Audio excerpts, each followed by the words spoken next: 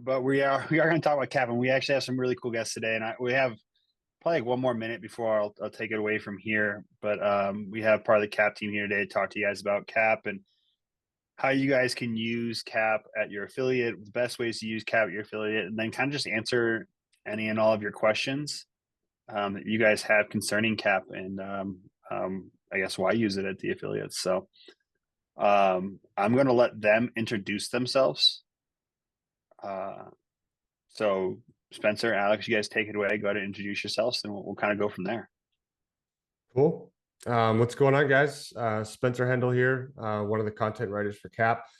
Happy to be here. Happy to answer any questions that you guys may have, any troubles, any successes, any ins and outs that I can be, available to help you guys out. That's what I'm here for. My name is Alex Gowers. Basically just going to echo what Spencer said.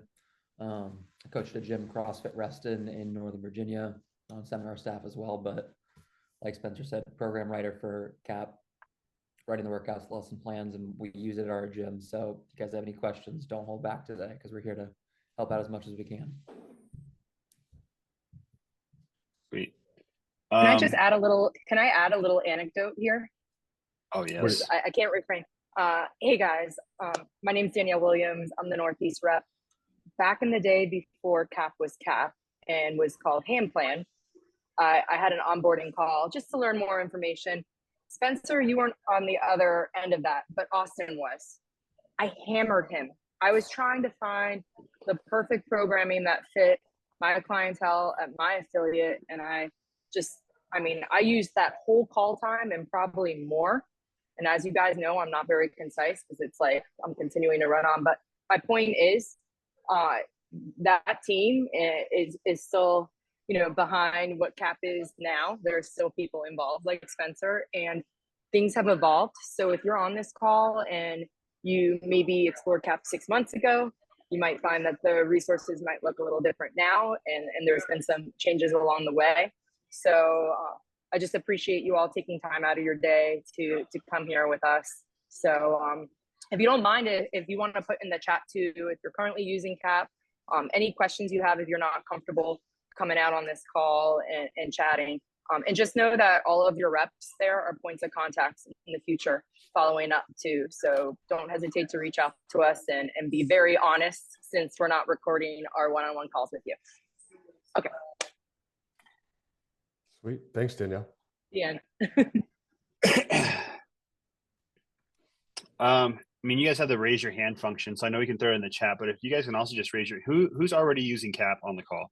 Either raise your hand, hit the raise your hand function. Started CAP back in May from Christina. So just a couple. Everyone else is new to CAP. It's good to know. A few. All right. Spencer, Alex, I guess give us a little background on CAP and what all, like, for people who haven't like really seen it or got to get into it, like what all does it encompass? What does like the daily programming have in it? Like what does it offer the gym? Yeah. God, so many things, but Alex, myself, another content writer by the name of Laura Berner, and another content writer, manager in charge of the squad is Sarah Hopping. And we spend our weeks, writing educational material for the affiliate. And that comes in a lot of different forms. Obviously, the one that you guys see the most is the affiliate program. And, it goes much further than just programming a single workout. We go deeper in diving into class plans where we write up the whole 60 minutes in terms of not necessarily what you guys should be doing in those 60 minutes, but more of suggestions, I think is a good way to put it. For those coaches that are newer, it would be a good idea to stick pretty closely to the class plans. And then those coaches that are maybe a little bit more seasoned, a little bit more veteran coaches, the class plan is more there for guidance, maybe give you guys an idea for a warm up or, progressions for, movements that require progressions, just as an example, like a snatch or a pull up, how can I teach my athletes how to do these things within a 60-minute class?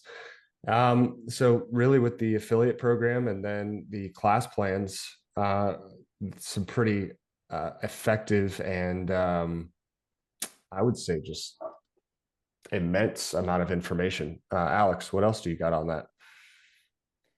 I mean, just kind of building off what you said, I think the way we try and design the class plans are very modular or compartmentalized in the sense that everything is very blocky and it's almost like kind of putting together like Legos, if you will. And you get to choose, do you just take it as is, the whole thing, or do you want to pull back pieces at a time, keep this, change that, move this around, do something a little bit different there?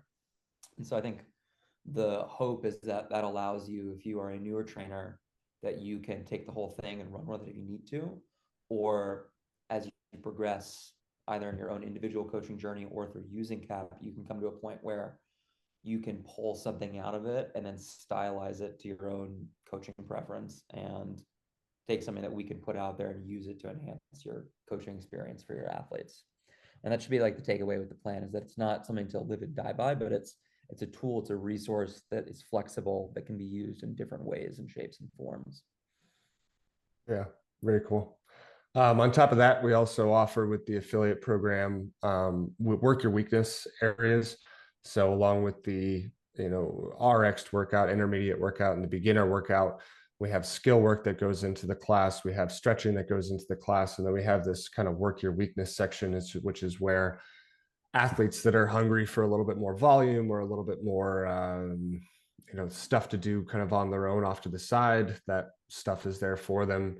That encompasses 3 strength work your weaknesses, and that strength does follow a cycle.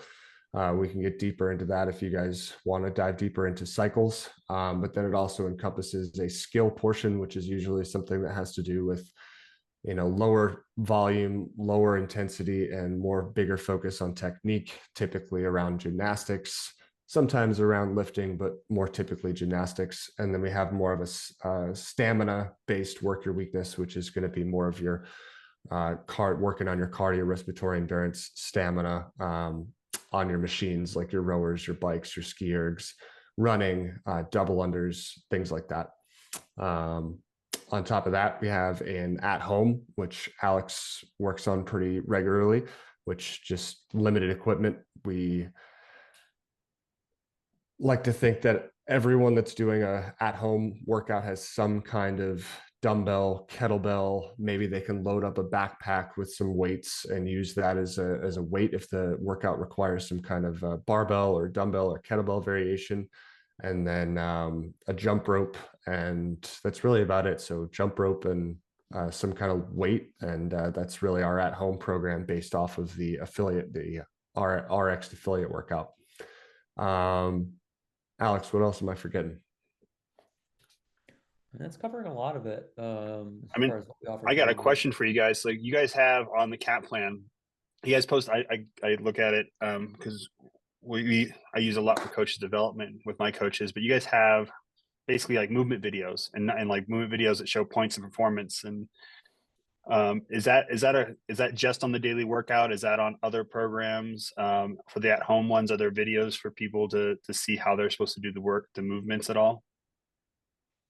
So the videos are primarily consolidated into the class plan, our affiliate track more so. Sometimes we'll link videos into the Compete program as well, but for the most part, Compete's just sort of a extension of the affiliate. So anything that you would need to find there, you can also find back in the affiliate track. And like you said, there's a range of what we call demo videos where it's just the movements, a demonstration along with points of performance, but we also offer progression videos where we're breaking out progression steps that you can use to build to certain movements, along with tip videos that have common faults and corrections you can utilize in order to hedge off the things we're never inevitably going to see when coaching a class or coaching those movements. Now, here's the other question. Did you guys mean to make the class plan basically like a manager level 2 for affiliate owners to use to develop their coaches? Or is that just a brilliant accident because you guys are geniuses? I don't know about that. A little bit of column B. I mean, it really. I mean, honestly, it really is like you can have a new coach look at how to do lesson plans, and then figure out how to do lesson plan themselves. Look at all the points of performance. Look at all the videos, how to scale, how to run the class on time, and it's like in the class plan. And it's a honestly, I think it's one of the best coaches development tools that I've used within my gym.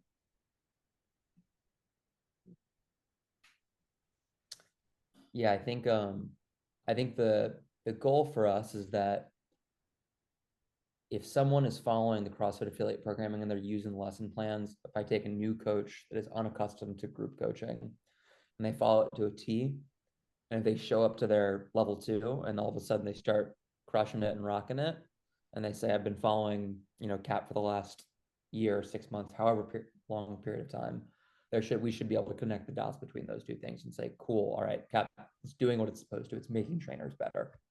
And it's really just building off all the same things that we talk about at the level 2, just in different shapes or forms that expand out what we see in that weekend. Yeah, and real world practice. This is like real world application of what we actually teach at the level 2. It's not just like, here's level 2, we're blowing smoke up your butt. Like here it is actually in use, and it works well. So Gordon threw a question in the chat. He asked, do we get CEUs if using CAP as well, correct? So we used to do a monthly education series, at least last year we did, and that got taken away this year. So those CEUs are no longer a thing for CAP. We're looking into re-energizing those CEU opportunities and coming back with a monthly or quarterly education, because it was very successful and people did like the fact that you could get CEUs from doing stuff like that. But at the current moment in time, that is no longer in effect. Way to bring up a sore subject, Gordon. Good job. I was going to guys, ask too. Sorry. Go ahead, Danielle. No, I was going to say, since you guys hadn't brought up the monthly goals and theme, and then there's also great resources week to week. So for those of you who aren't using CAP, be sure to look at the monthly resources as well. I cut and paste those articles. Truth be told, I pass them along to my in-laws because they are thirsty to learn and they're not on the other end getting some of these emails, but there's a lot of great content in there. Spencer or Alex, can you speak more to that and kind of the idea of how you weave in, say it's the open season or Murph prep, into your monthly goals and kind of what's on the line for the rest of the year, just like a higher level overview? Can you reiterate the question one more time relating to the just like your monthly goal content focus that goes out, or sort of our monthly theme within programming? Monthly theme within programming. Yeah. So we just programming themes into each month has been something that I've been doing for a long time. Handplan did it before it was CrossFit affiliate programming. And it's something that people routinely say they like, that their members are happy with, that affiliate owners want. So we try and keep that theme going. Generally speaking, at the start of the year, it tends to be a little competition forward in the sense that it's gearing up for the open and sort of executing the quarterfinals. Then beyond that, the themes are pretty loosely designed around some other seasonal events or just things that we know the community likes. So, we roll into May and we're working on Murph prep. June is a conditioning challenge. In the past, in July, we've done sort of a reiteration of old games workouts in new formats that are intended to fit the affiliate. But then later in the year, we might do stuff that's like a strict gymnastics focus or a weightlifting focus or a hero month. Just sort of ways to continue to vary our programming, but give a little bit of direction that people like to latch on to as sort of a goal to work towards. Spencer, Alex, if I share my screen and open up like CAP and kind of have you guys walk through like a day of programming, would you guys be okay with that? Sure. Sweet. Let's see if I can on the web app, Kevin. Share. What's that? On the web app? Yeah, I'm just gonna open up my toolkit. Cool. Open like a good affiliate owner. What day are you gonna go to? I don't know. What's a good day? I was just gonna pull up today's. Today's are fun. It's fun. Okay, I'll just share today's. I love it.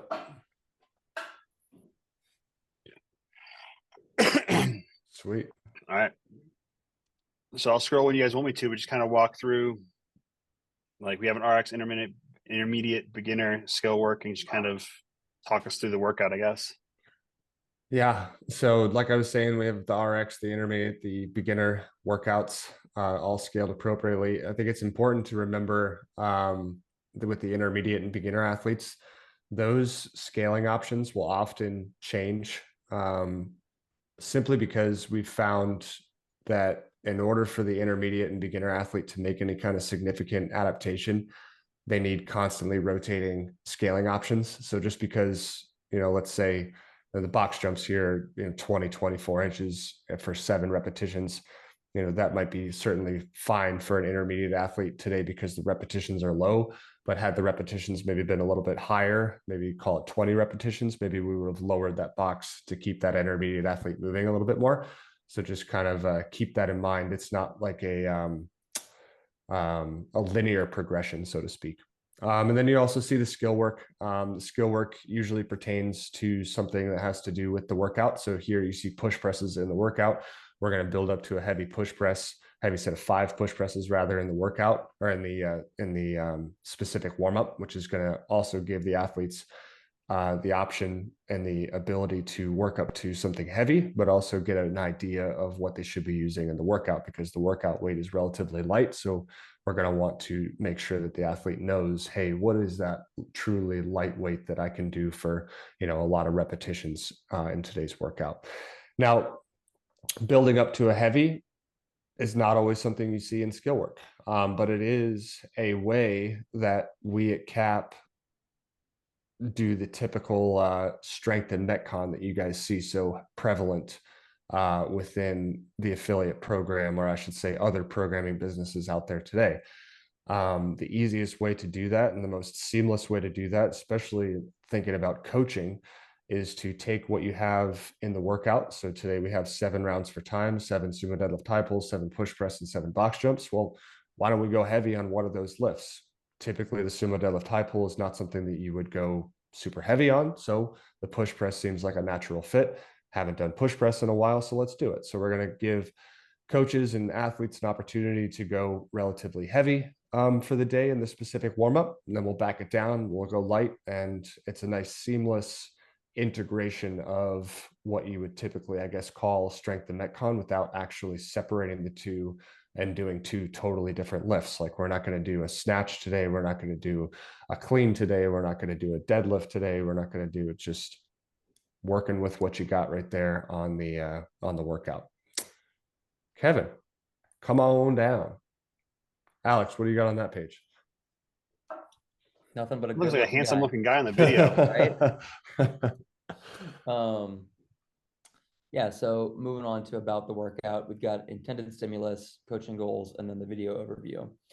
The video overview will cover a lot of what is you see to the left side, the written content. It's basically just a video version of the class plan where we're going over generally what the workout is, the stimulus for it, the individual timestamps you should probably see for each movement, how reps and sets should look and feel, how athletes should be able to get through them, and then different ways to potentially scale that, along with different strategies for figuring out those scaling options.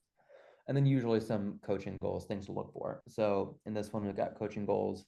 Use the warm-up to help athletes find a loading they can move for unbroken sets through all the rounds. Spencer talked about how the 10-minute of practice is an opportunity to build heavy. And so it's opportunity to scratch that itch, but it's also an opportunity to get more eyes on athletes moving, make more corrections, and then help identify scaling options and figuring out exactly where everyone should be. So rather than just saying, all right, do 2 sets of 5 reps, and then all of a sudden it's go time for the workout, as the coach, you've got up to or over 10 minutes to continue to watch athletes do push presses, continue to make more corrections, continue to get data to then make scaling decisions. And then like little things as well too, like coach the athletes through the change in stance and grip. If you guys have ever done a workout that involves sumo deadlift tie pull and push presses, that something weird usually happens when you go from one to the next, where the stance and grip is not right, and they try and put a bar overhead with their grip like this. So things that we think you're likely to see that we know from experience, to give you guys a little guidance to focus on. And then coaching them through box jump over pace. And then also creating opportunities. So today, we don't always do it, but if we take a look at the stimulus and say, you know what, we think there's a fair amount of athletes that could go faster. Maybe you might identify athletes that would break the stimulus, go faster than what we want. If you see that that's likely the case, you can scale up, bring up the weight. So a little guidance on that too. So just basically sort of written format of what we want to see go down in terms of the stimulus of the workout and things you should think about in terms of coaching. And for those of us that aren't readers, that don't digest information as well for that, we've got the video that you could watch and listen to.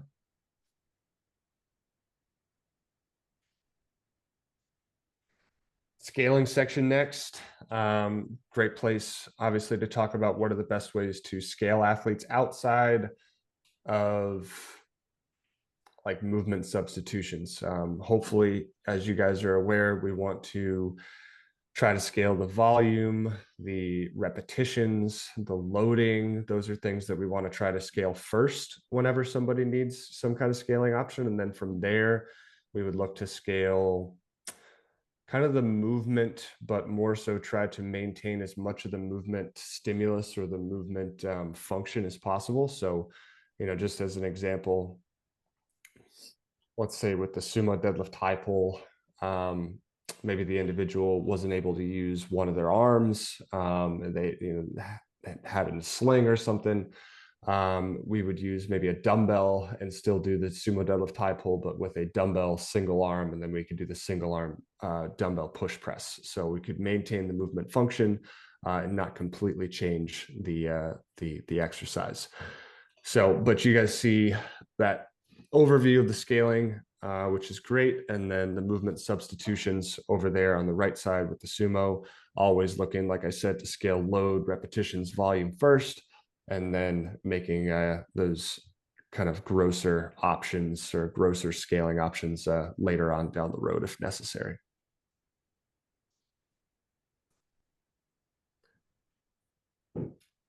As we roll into the logistics section, pretty straightforward with this one. Just we have the alternate version of the workout is typically what we would use is the at-home version, which is not 9 times out of 10, a single dumbbell option, sometimes 2 dumbbells. And you see there, like, it's just a single arm dumbbell model type pull, single arm dumbbell push press, and an object jump over with the prescribed height. But it's basically saying like, hey, find something that you can jump over that's safe. Doesn't really kind of matter what it is. And then in other considerations, we have the timeline for the class, which just break down just the specifics, how much time we intend for each portion of the class to take. Now, in no way does that mean that you need to be exactly done with the whiteboard brief at 3 minutes, 59 seconds and transitioning to the warm-up, and exactly done with the general warm-up at 9 minutes, 59 seconds and transitioning to the specific warm-up.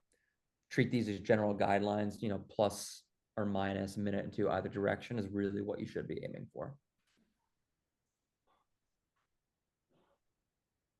Video resources like Kevin talked about earlier, as many of those movement demonstrations as we have available for you guys. We make sure to put those things in. More specifically, we try to input the movement demonstrations that have the most, I should say, the biggest bang for your buck and what we actually talk about within the class plan. So, here we see Alex there demoing the box jump over. He's going to show different variations of that box jump over, so you can then turn around and teach your athletes, what are those variations or what are those variants that your athlete can use to get up and over the box. So you guys can see that stuff. If there's like a specific, let's say, just go into a different movement, let's say there's a specific snatch progression, we'll put in that snatch progression as a video resource as well. Usually we have those progressions all videoed up.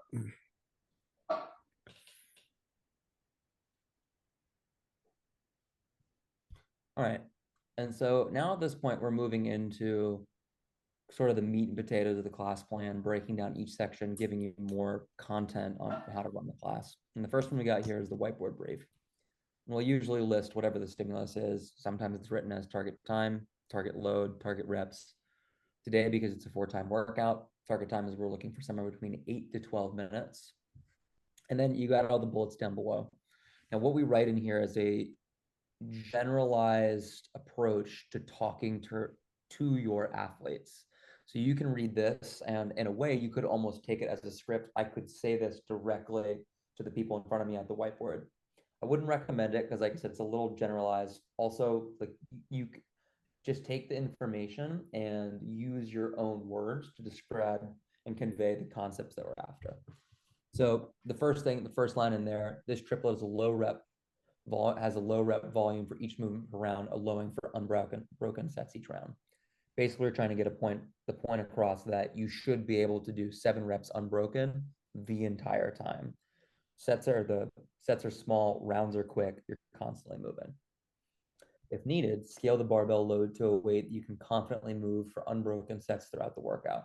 So right after we said, hey, you should be able to do all of these unbroken always and keep moving, take the load down as much as you need to make that happen.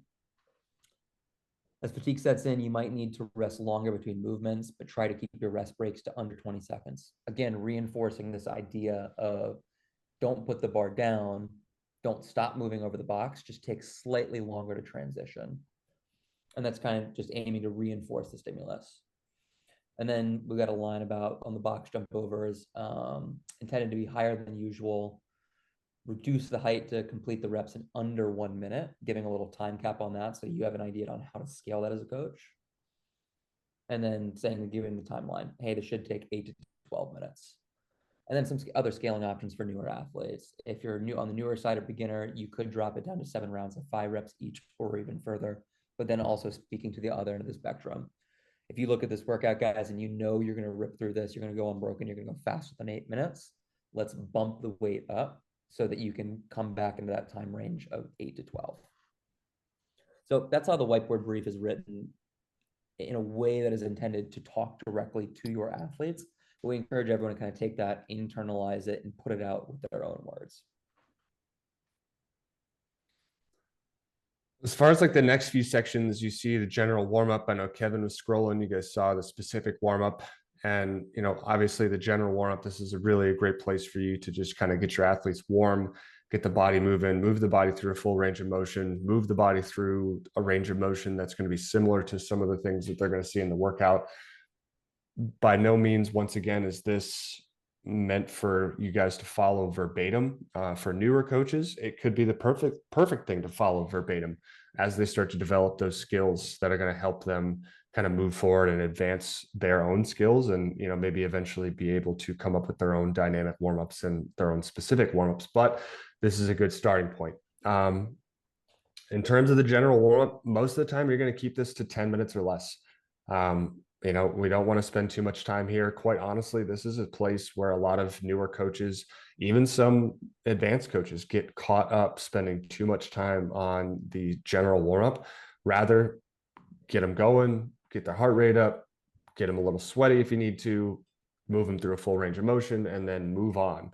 Because you're going to spend the bulk of your class, other than the workout, you're going to spend the bulk of your class in the specific warm-up. We want to make sure that we're getting to see our athletes move through the specific, through the specific movements that we're going to see in the workout, especially in a workout like today, where we have sumo deadlift high pulls, we have a push press. You know, those are 2 movements that really deserve our attention and really deserve, you know, the athletes need to, you know, move through those things properly. So as Kevin kind of scrolls down here, you see that we have a progression for the sumo deadlift high pull, and that progression comes straight from the level 1 manual. If you guys have taken your level 1, you guys probably recognize that progression. Then we're going to go through the push press, and today's skill work happens to be building up to a heavy set of 5 push press, which is great. So that gives us that quote unquote strength and Metcon, or Metcon and strength, gives athletes an opportunity to build up heavy, Obviously, we're not expecting athletes to hit any PRs here today. If they happen to, fantastic. High fives, chest bumps all around. But really, this is just an opportunity just to build whatever's quote unquote heavy for the day. Now, some of your newer athletes, this could be an opportunity for you as a coach just to get eyes on for a little bit, a few extra movements. Maybe heavy for them is just the empty barbell, which is fantastic. And it's going to allow you to make some of those fantastic improvements and keep them moving, that kind of that low trajectory to a distant horizon. And then following that skill work, we're going to scale down the weight or lower the weight and go into this quote unquote mini round, which is going to give coaches and athletes an opportunity to see what's going to happen here in the workout. And after this, we can make any necessary adjustments to the workout before we get ready to rock and roll. And, athletes should be ready to kick it. And then breaking before the workout, everyone usually has to take a pee break. So we, get in about 3 minutes, 3 or 4 minutes before we kick it off. And then you see we got the workout. Alex, what do we do for the workout? Coach. So at a glance, really just kind of like this bird's eye view, quick little checkpoints of like, hey, here are some things to take into consideration. Keep in the back of your mind as you're coaching this. For this one, it's talking about coaching the knee, heel, and back positions for all three of the movements, because where their knees are, whether their heels are pressing through the ground, and what their back's doing is important information for all three exercises, the sumo del type, the push press, and the box jump over. And then it's basically going, it's like, hey, as long as they're demonstrating safe positions, start to coach them up, get them to move a little bit faster. If they're not, then that might be an indicator that maybe we didn't scale appropriately and something needs to change. Cue athletes to squeeze their glutes entirely before pulling or pressing the bar. One of the common themes for both the barbell movements is proper quarter extremity movement pattern. So because there's that overlap and it's a common fault we see, is just reminding coaches to remind athletes, hey, extend your hips, however they want to phrase that, extend your hips before you pull, before you press. So just keeping it on the forefront of their mind. And then kind of like for today, we don't always have this, but something along the lines of, all right, if you can't complete the first 3 rounds in under 4 minutes, we are off course for hitting today's stimulus. So if you're coaching them up and they're in the first 2 rounds of a 7-round workout and you can already tell they're not going to hit that timestamp, that's your indicator as the coach to come over and say, hey, I'm going to drop your weight down a little bit lighter. I'm going to bring the height of your box down a little bit lower. Keep moving fast, and we'll try and get back into that 8 to 12 time frame. So just little things to keep in mind to help you run a successful workout. And then as far as what we see down below, we've got each of the movements, what to look for in the cues. These are just some common faults you are likely to see, and then corrections you can use to quickly shout out, quickly demo in order to get them moving well. So keeping in mind all of those things in the at a glance section, these are going to be the how you execute those corrections, how you keep athletes moving. And then as you scroll down to the cool down, kind of the same thing, at a glance, just the bird's eye view, what you need to know, along with kind of how much time to give them to recover, and then what to do for that recovery work.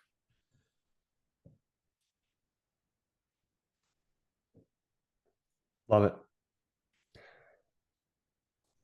Kevin, you're muted. Got him. I'm muted. No, I'm not. Sorry, someone tried to walk into my office. I didn't want them talking over Spencer and Alex, so I had to mute myself, and then I got caught in the Danielle trap. So that's a lot of information on there, guys, and there's a lot of stuff going into this. So I guess here's what I want to know. Like, anyone that's on this call that hasn't done CAP before, Courtney, I know you said you're a CAP curious, which is a weird way of saying it, but we'll take it. What is your hesitation about switching to CAP? Is it like not understanding the programming? Is it you're worried about your members being upset about you switching? Like, what is your hesitation about switching, like using CAP? And what other questions do you guys have for Alex and Spencer? Well, first off, no, I'm all about making things weird. So you're welcome for that. I don't know what our hesitation is. I think it's it could partially be the members, but they'll figure it out. They'll get over it if they're upset about it, which I don't think they will be. What concerns do you have? Do you have any? I just feel like anytime, like you can't please everybody. And whenever we change, it seems like people bitch, But they bitch anyway. but they bitch anyway. So why not? They bitch about programming no matter what you do. So Can I ask you a question? sure. Do you have to tell them that you're switching? That's No. what I said. And we were gonna not do it. No one No. in my gym, no one in my gym knows who programs at my gym. Really? They don't know what program we use. They don't know who programs it. They have no You clue. They never come in and asked they get them? coached. No. And if they ask me, I tell them to shut up. Okay. Not really. If they ask me, I'll tell them we program CrossFit. That's what we're doing. We're doing CrossFit. Your business. That's it. None yet. We not get yes. Got it. Okay. Do you use SugarWOD? Do people who are on here who have CAP use SugarWOD? Okay. So what do the people see? The members? That's what they're called. What do the members see when they like the athlete view? Do they get all three options, like the RX, the three different options on there? And then do they get the skill work option, or do you choose if they get the skill work? How does that look? So, hi, Courtney. Spencer? On Monday, we input all the skill work. So on Monday's workout, you'll see all three strength components. You'll see the skill component and the stamina component. And so the athlete or the coach can decide when those things get implemented. If the athlete, feels comfortable doing it themselves, great. If they want the coach to program, which day to do what, then, the coach can do it. But all those things can be found on Monday. Okay. Yeah. And just to add to that, there's a lot of different remote programs out there, a lot of different styles. I mean, if you've all just reviewed CAP at a week at a glance, it's true GPP in CrossFit, not an iteration of it. But with that said, I've had uproars at one of my gyms before in the past, and they were very used to a different style. And I almost spoon fed them this in terms of, you can in SugarWOD publish it how you want to publish it and play around with it. You can present the strength piece or what's called skill work as like part one or your strength, and kind of play around with the warm up as prep. So I kind of changed it up a bit so that when people looked at it, it wasn't just like this short snippet, so my point is you can deliver it in a lot of different ways.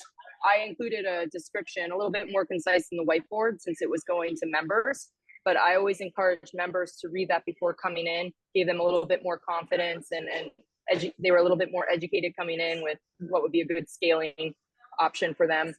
So SugarWOD, you have so much flexibility to do that. So again, you can be like Kevin, you don't have to tell your members you're switching, but you can kind of play along with it. So it's not like a huge change if you had like a strength and metcon piece or some sort of cyclical progression in your prior work. So yeah. Okay. Sweet. Thank you. I was gonna say, so two parts of that. So I switched my gym from another programmer to CAP maybe 2 years ago. And so I started with educating my coaches first. I didn't tell my members we were changing. I started getting questions though, when the members actually started noticing that they were spending more time getting coached. So they were like, I don't think I've ever spent this much time doing a push jerk. And I was like, yeah, no, we have time now. So just kind of thinking like the members started noticing they were getting coached more. And then as far as SugarWOD, I take and create a separate track for work your weaknesses. And so my members know it's there. If they want to work it, if I want to move it into the regular programming, I will, but most of the time I keep it separate. And so they can see a work your weakness track and they can see your workout of the day track. And I also have the compete one that they can see also from there. Okay. Cool.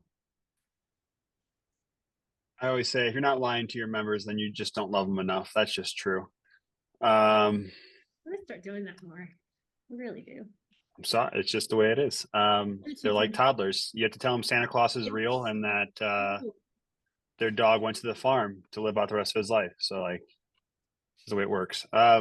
Any other hesitations? Oh, David, you have your hand up. You have a question or comment Yeah, I or had a concern? question. I had a question. Shoot. Not a hesitation. We've been using CAP for, I don't know, over a year, and we switched from doing our own in-house programming, and we've really loved it. Or I have, I should say. I like that there's a lot of room for teaching in it, and it doesn't get over programmed. And I just think it's a great resource. So bravo for having it. One question that I have is I've noticed some weeks there's a little more movement redundancy than I would expect.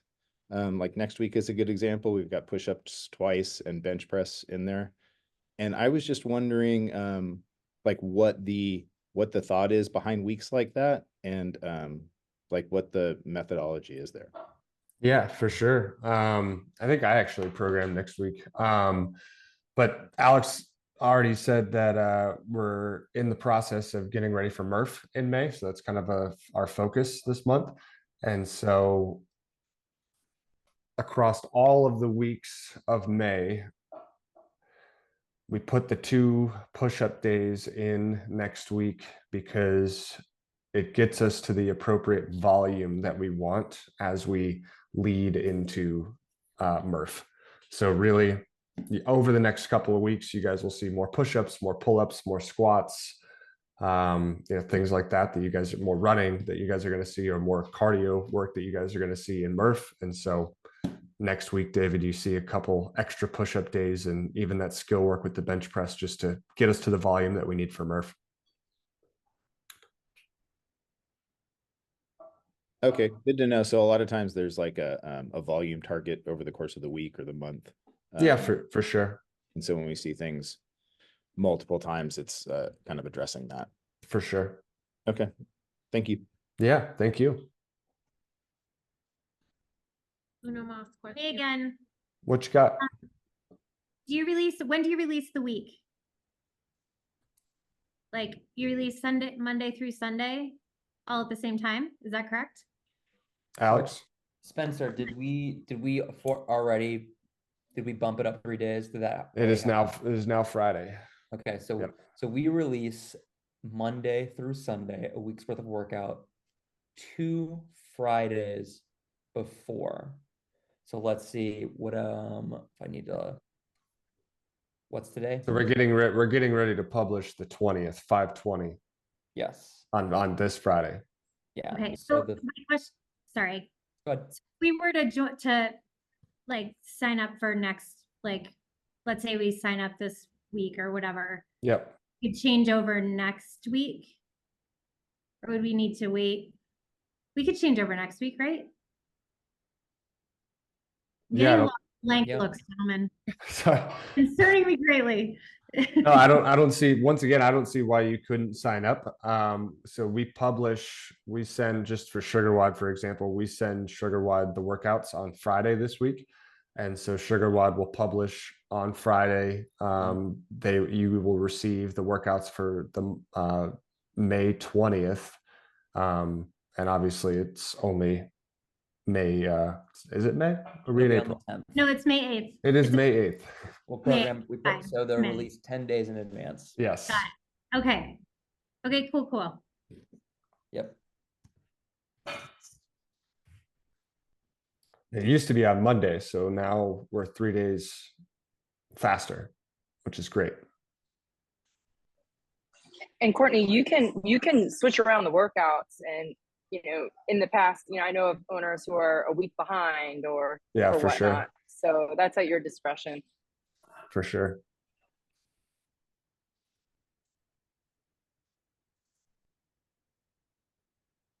What else, got any other questions, hesitations, things you want to pick their brain about? Ask them why we don't bench press more. I always ask them that. Ooh. Benching next week, Kevin, Yeah, that's in the work your weakness section. Uh, and in class next week we have the other total. Oh, yeah. I feel like benching should be a twice a week thing. Is that not good CrossFit? Is that not good programming? Only when you can't use your legs. David, go ahead, bud. I've got a quick question. Yeah. We're currently using Mayhem, and I'm looking at our connection with SugarWad. We're paying a butt ton for our SugarWad. I see with our relationship with you guys, it's $20 a month. Is that correct? And my question would be, if we go with Cap and discontinue our Mayhem, does that, I mean, we're paying about $200 a month for SugarWad. Does that go away, or is that like, well, you're just with Mayhem? So Does that make sense? Cap is going to be free to all affiliates, but Okay. because SugarWad is its own hosting site, they're going to charge you a hosting fee, which I believe is $20. It's $20, which yeah. right now with Mayhem, it's like we're paying. I looked at it last night, and I just took over recently. It's like $200 a month that we're paying. It's a big difference. For sure. So I'm pretty sure, and Jen, you can correct me if I'm wrong. I'm pretty sure it's just the $20 then. Okay. So would it be contacting SugarWad to make sure that's good, or would it just be the fact of like, hey, when you leave Mayhem, you're just going to get charged what you would for Cap? I know that might be a vague question. Yeah, so there's actually two parts to this, David. So number one, SugarWad charges you just to be able to provide to your members. So like, regardless of your programming, if you program, if you get from Cap, Mayhem, anything like that, so SugarWad charges you that. So you want to make sure, number one, that you're checking your athletes, and that if your members have left or they're not using whatever, that you remove them. So that's number one. So you'll have that cost. There is an option in SugarWad for subscriptions. And so you would just go in and like, that's where you would subscribe to Cap and then cancel your subscription to Mayhem. Okay. And, it'll make it like, if you've paid through May 15th or whatever, you'll keep service through May 15th, and then they won't charge you after that. Okay. Yeah. Cause we're all signed up. I got everything through you guys. I got everything through SugarWad. It's just a matter of like making that change. Yep. There's a, if you go in your like settings, gym settings, like subscriptions, there's it, and there's just like a cancel button. It's easy. Okay. Perfect. Thank you. I have a question, Jen, for you. Since you use SugarWad, is the Cap programming pushed into SugarWad now, or do we have to copy and paste everything like it was before? It is pushed into there. All right. I thought that was a change, but I just and it's really awesome. So like the app that you saw like was very colorful and nice and things like that. In SugarWad, it comes through as coaches notes specifically, so your members won't see all of that, but it's in there listed with a warm up. It's all timeline listed, quick view, everything. Okay, thank you.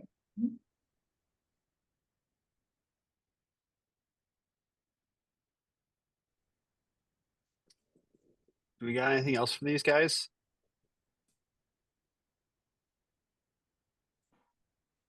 Oh, sweet. Well, guys, we're gonna do another one of these calls on, was it May 22nd? Gordon and Danielle, can you check that? Is that the date, Danielle? Yes. Yeah, May 22nd, we're gonna do another one of these, kind of digging into Cap a little bit more as far as like just getting behind the curtains a little bit.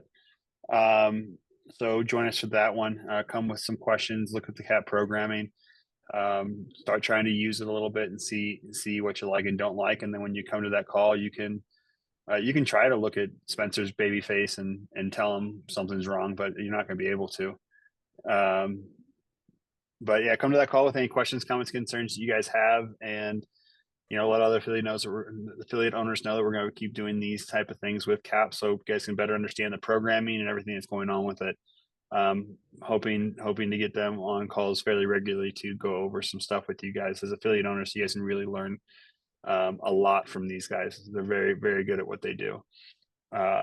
Alex, Spencer, thanks for coming on. Thanks for going through all that stuff for us and kind of educating us on how to use Cap, why we use Cap, and answering all the questions that we have.